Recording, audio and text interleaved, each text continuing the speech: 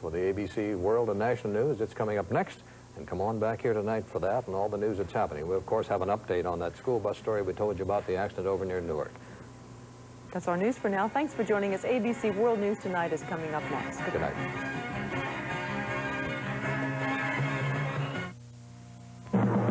From ABC, this is World News Tonight with Peter Jennings. Good evening. At least one astronaut in the crew compartment of the Space Shuttle Challenger did know there was a problem. And this long after the accident, NASA told the public today they cannot exclude the possibility that the crew survived until their cabin hit the ocean. Until today, the space agency had led us to believe that the astronauts never knew what happened. So this is startling news, and it is painful. ABC's Bettina Gregory was at the news conference where NASA released a transcript of what the crew was saying to each other. The crew had no idea early in the launch there was any problem, although at 19 seconds, pilot Michael Smith remarked, "Looks like we've got a lot of wind here today," a possible reference to vibrations. The crew went through normal checks as the shuttle rose into the sky. Then, at 70 seconds, came the last exchange between ground control and the last words the world ever heard from the Challenger, the voice of Commander Richard Scobie. Go at throttle up. Roger, go at throttle up. Roger, go at throttle up.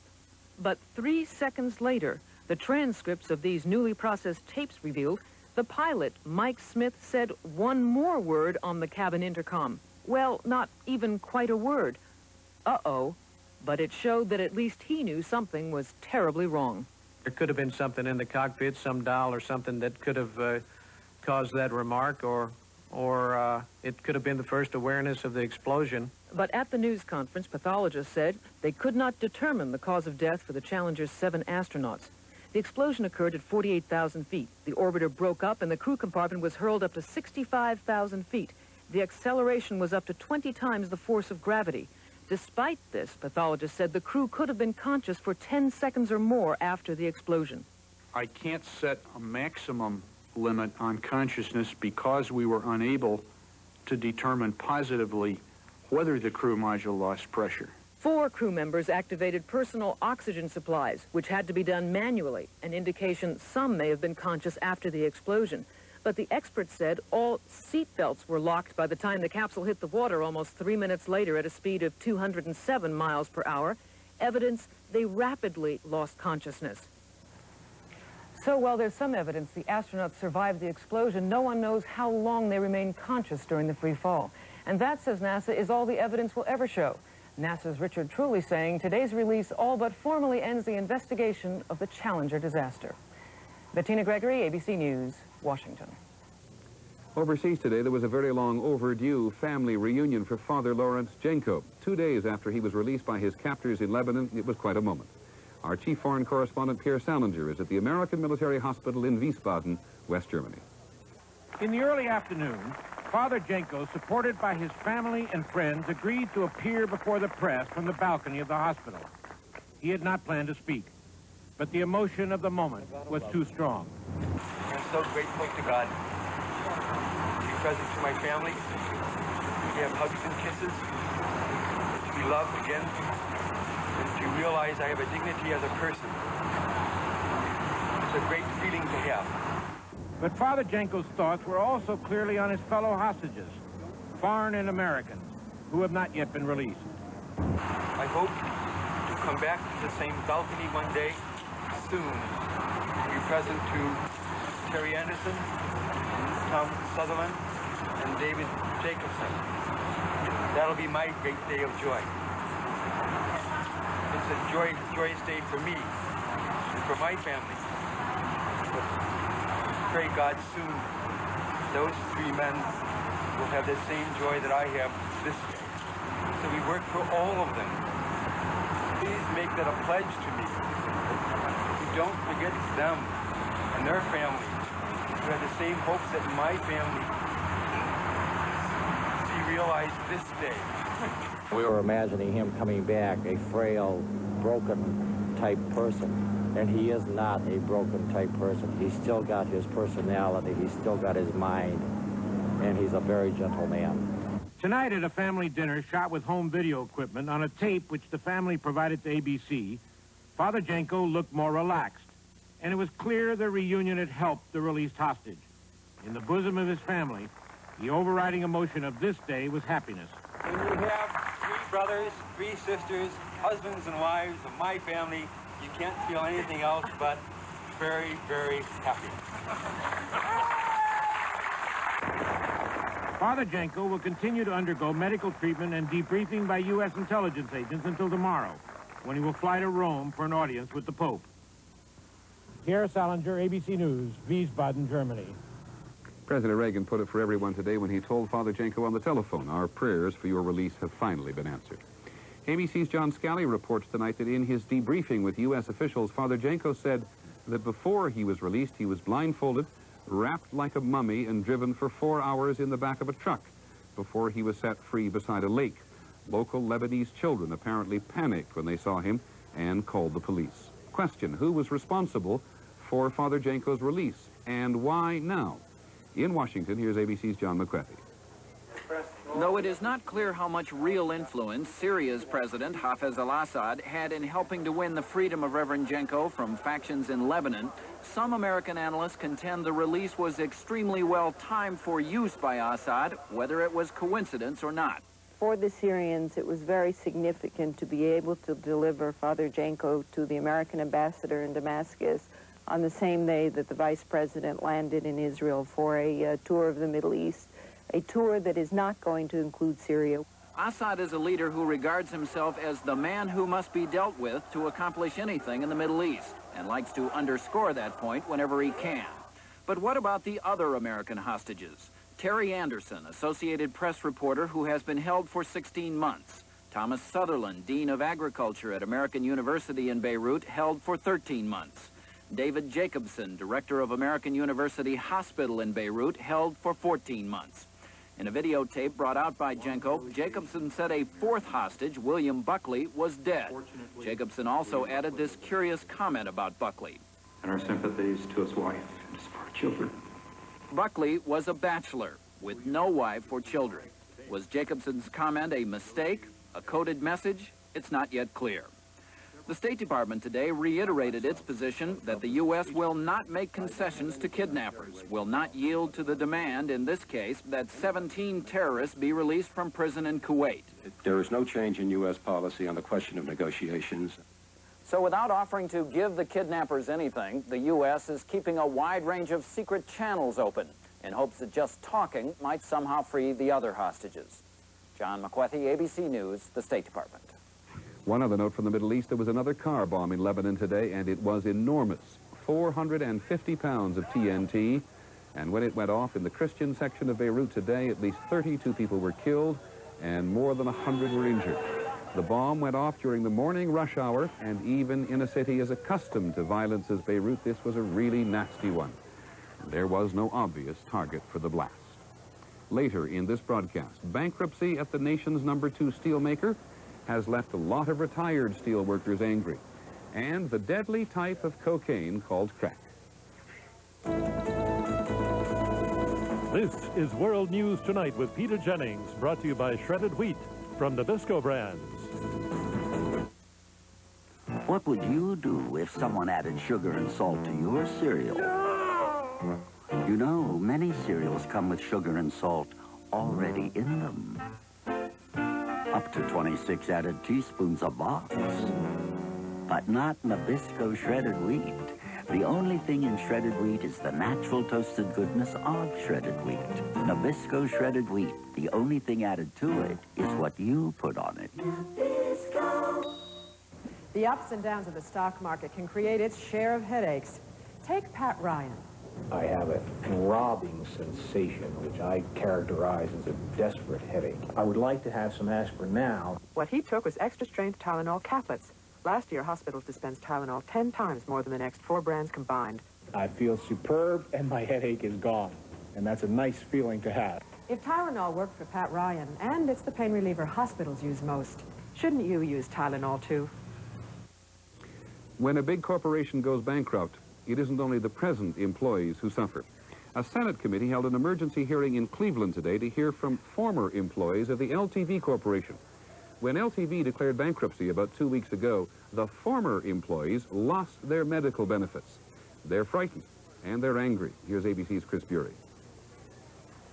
Mike Magda retired to his garden 3 years ago after 3 decades in Cleveland steel mills and open-heart surgery. After all, he'd always been told company health insurance would pay the bills. But July 17th, LTV, the nation's #2 steelmaker, filed for bankruptcy and then dropped a bombshell. It cut off health and life insurance to 78,000 retirees. Working in the grease and grime for 27 plus years to work to get this insurance, and then you're denied it. It's a dirty, rotten shame. Lillian Lemons put in 33 years at Republic Steel, now LTV. Her husband has cancer. $4,000 in medical bills have gone unpaid. I can't believe it. It's frightening, because I think if it can happen to us, it can happen to anyone. Today, Lillian and other retirees packed a Senate hearing in Cleveland. I don't think it's right for LTV Steel to come along and stick their hands in their pocket, literally stick their hands in our pocket and say, here, we're going to take your rights away from you. Because that's money in our pocket that we worked for and we earned. By God, something's got to be done to stop it. LTV issued a statement saying the benefits are tied up in bankruptcy court. Not so, said Ohio Senator Metzenbaum, who asked Congress to force the company to pay up. And I tell you, some way we're going to try to restore your health and welfare benefits. It just isn't right. Today, steelworkers at LTV's Showcase plant in northern Indiana are on strike to protest what's happening to retirees. Union leaders are so enraged they may shut down LTV nationwide, putting pressure on the company to take pressure off retirees who worked so many years in its mills and mines. Chris Bury, ABC News, Cleveland. In parts of the South this weekend, they got 3 inches of rain. That is better than none, but it doesn't even begin to make a dent in what's been a very serious and now sustained drought. In normal times, farmers should be able to get a good 50 bushels of corn per acre. In this Georgia field, for example, they'll be lucky to get 10. The projected economic loss to the region has doubled in a week, from $1 to $2 billion in lost crops and livestock. In tonight's Other Money Matters on Wall Street, lower bond prices sent stocks sharply lower. The Dow Jones Industrials lost more than 36 points. The trading was fairly slow. When we come back, Mr. Gorbachev offers a very small olive branch on the subject of Afghanistan. Morning is your time. The earth wakes up with you. Always feel that spark of life in everything you do. Grape nuts. For you, it's as natural as the morning. No sugar added, no preservatives, just an honest nutty crunch. Post Grape Nut cereal. You know when you've got it good. Yes, you know when you've got it good. Nothing comes between me and my pet except the hearts, 2 in 1 color. Don't want fleas or ticks on me or my pet, so I get the hearts 2 in 1 color. Go ahead. Hug, snuggle, tickle him. Nothing should come between you and your pet except the Hearts 2 in 1 color. Kills fleas and ticks for 5 months, so you can get close to your pet without getting close to fleas and ticks. Nothing comes between me and my pet except the Hearts 2 in 1 color. You won't believe how great it holds your lower dentures. It's extra hold for lowers. Finally, I can eat, sing, even laugh with more confidence. It's extra hold for lowers. You won't believe how great it holds your lower dentures without messy ooze. It's extra hold for lowers. And it's from Fast Teeth. You won't believe how great it holds your lowers. You won't believe it. The United States and the Soviet Union are still trying to prepare the ground for a summit meeting between President Reagan and Mikhail Gorbachev. Mr. Gorbachev said today he would meet if Mr. Reagan met his conditions. And he tried to sweeten the atmosphere just a little with an announcement about Afghanistan. ABC's Walter Rogers is in Moscow. Soviet leader Gorbachev said he's studying President Reagan's latest offer on arms control to see how much the president has actually compromised on Star Wars. We shall treat it with responsibility and attention. Gorbachev's remarks in this nationally televised broadcast were devoid of the usual criticism. He spoke positively about another summit meeting. He said it still depends on improved U.S.-Soviet relations. Then he made this surprise announcement on Afghanistan. 6 regiments will be returned home from Afghanistan by the end of this year. The troops Gorbachev is calling home probably amount to fewer than 6,000 of the more than 100,000 men the Soviets have in Afghanistan. One unit to be recalled is an armored regiment of little military use, fighting insurgents in mountainous terrain. Afghan guerrillas will derive little advantage from Gorbachev's recall of 3 anti-aircraft regiments because the Mujahideen never had any airplanes in the first place. So Gorbachev is driving a very hard bargain in Afghanistan, demanding the guerrillas lay down their weapons while he still has more than 100,000 troops there. But the Soviet leader's remarks about the summit were more positive, and while still not promising to go, he continues to indicate an interest in talking to President Reagan again. Walter Rogers, ABC News, Moscow.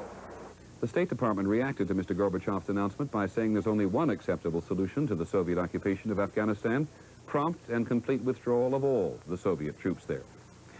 2 of the world's best chess players sat down in London today to play once again for the World Championship. They're both Soviets.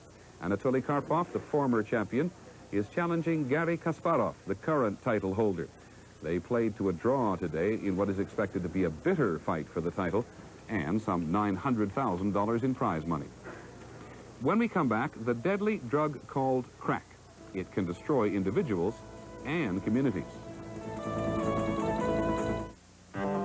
Thanks to the cake, you can't pinch an inch. Thanks to the cake, you can't pinch an inch on me. If you can pinch an inch, the Kellogg's Special K breakfast may help you lose weight. It's under 200 calories, high in protein. I can't think of a tastier or better way to start my day. Thanks to the cake, you can't pinch an inch on me. From now until August 31st, a few smart shoppers are going to their Volkswagen dealers because they're giving hot summer clearance deals on every new Volkswagen, on a wide selection of Jettas, Golfs, GTIs, Scirocco's, and Quantums. But don't wait until August 31st. Hurry in for a test drive today, because with Volkswagen's hot summer clearance deals, we have a feeling you won't be alone.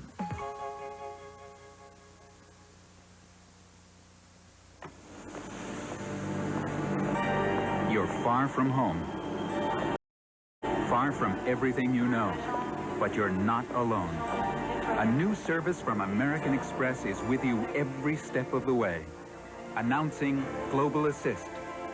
Now you can get medical and legal help in the U.S. and the world with one call, toll-free, 24 hours a day. Hello, American Express. Just one more reason to have the American Express card, or to get one.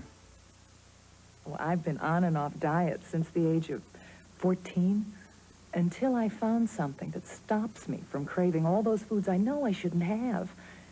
Why, Dexatrim even helps keep me away from chocolate chip ice cream. And I love chocolate chip ice cream. But you know what I love even more? Looking in the mirror and seeing the new me. Dexatrim people, they not only try to lose weight, they succeed. The man who's accused of supplying basketball star Len Bias with a fatal dose of cocaine surrendered to the authorities today.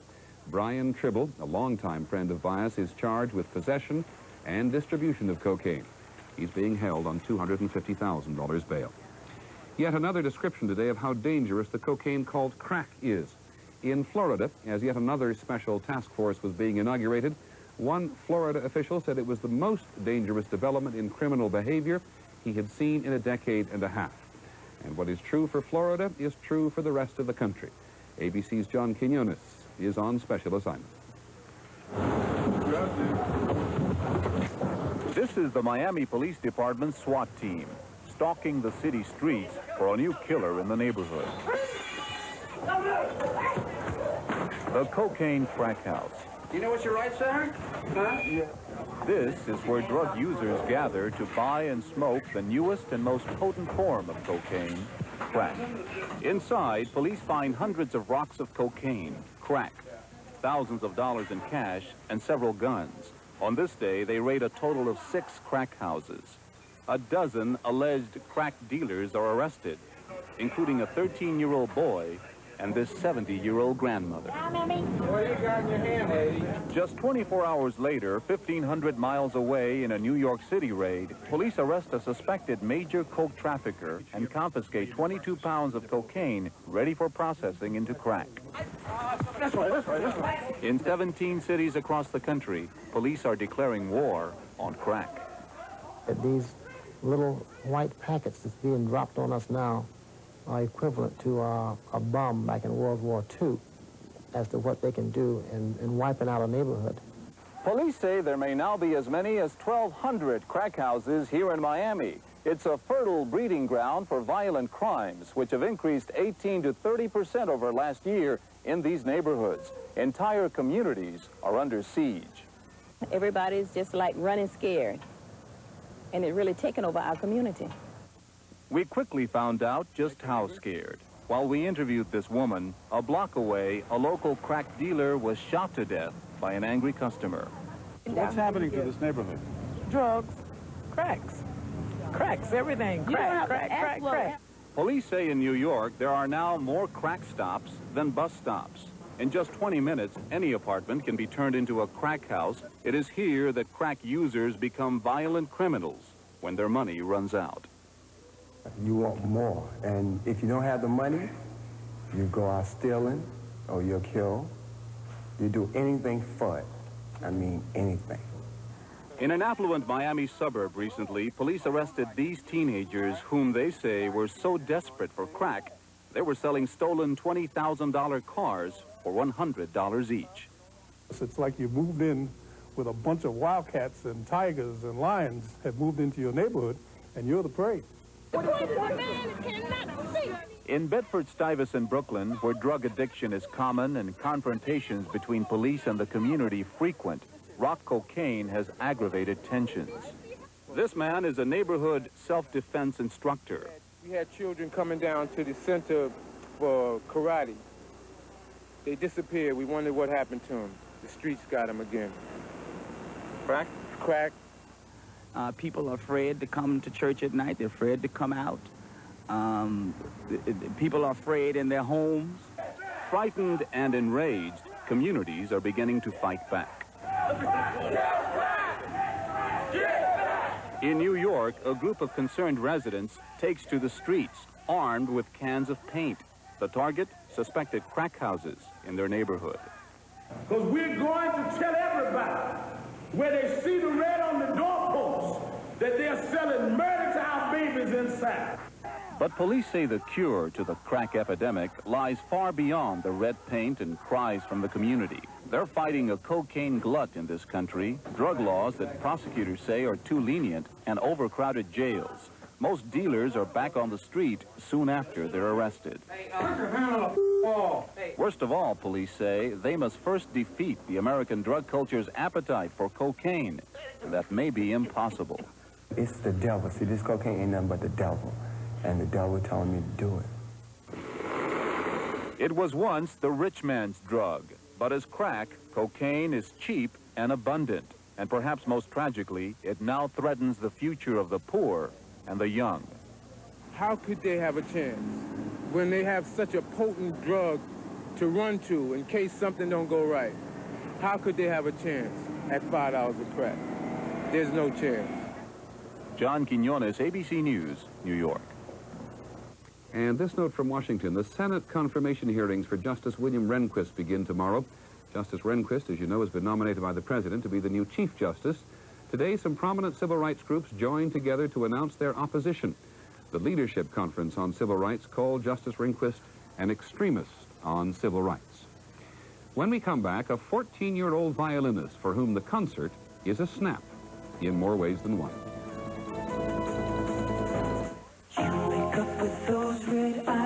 Wake up to Visine with tetrahydrozoline. It gets the red out of irritated eyes, so they look fabulous for hours. Your beautiful Visine eyes. Wake up to Visine. It gets the red out. You're up. You can't sleep. So join the millions who've switched to Unisom. In tests, Unisom helped people fall asleep an average of 23 minutes faster than without Unisom. Take Unisom and fall asleep faster. What's wrong, honey? Oh, this itching. It hurts. It's driving me crazy. That hydrocortisone didn't work. Now try Lanacaine. Okay. Hydrocortisones can't work on all kinds of itching, even your painful itching. Lanacaine can, and it really works fast. I know. Feel better? Feel great, dear. Thanks. Lanacaine stopped my itching, and fast, too. Lanacaine cream. It stops all kinds of itching, fast. No more bread and butter. No more crackers and jam. I really want to lighten up. Put a Quaker rice cake in my hand. New Quaker rice cakes, 35 crunchy calories that will fill you up, not up.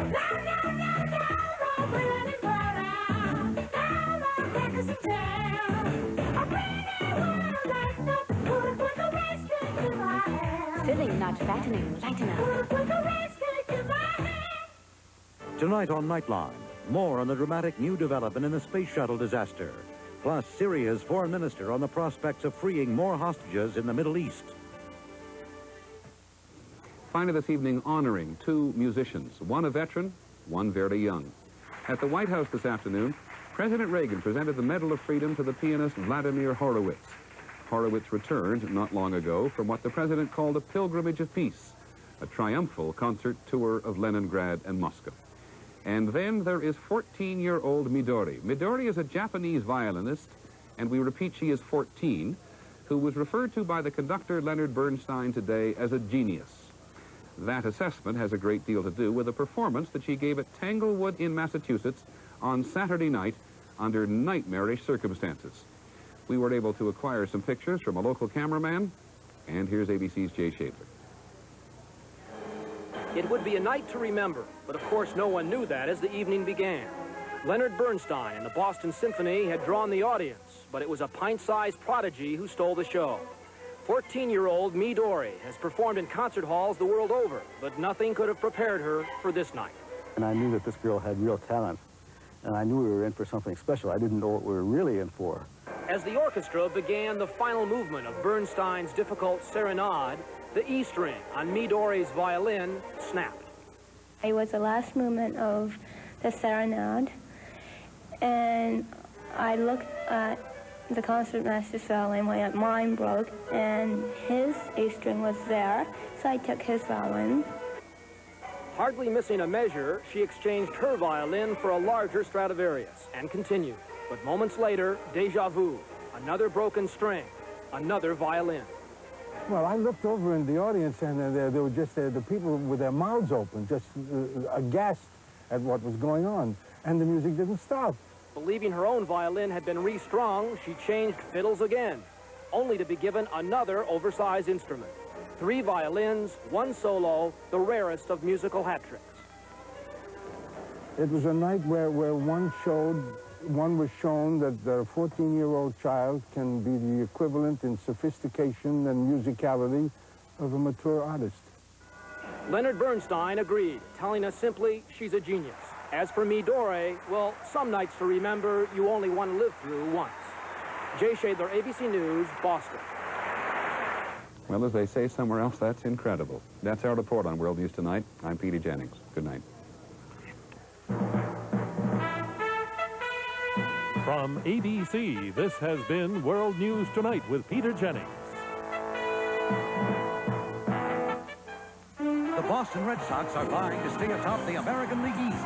Guided by the league's hottest hitter, Wade Boggs, they'll meet the Chicago White Sox.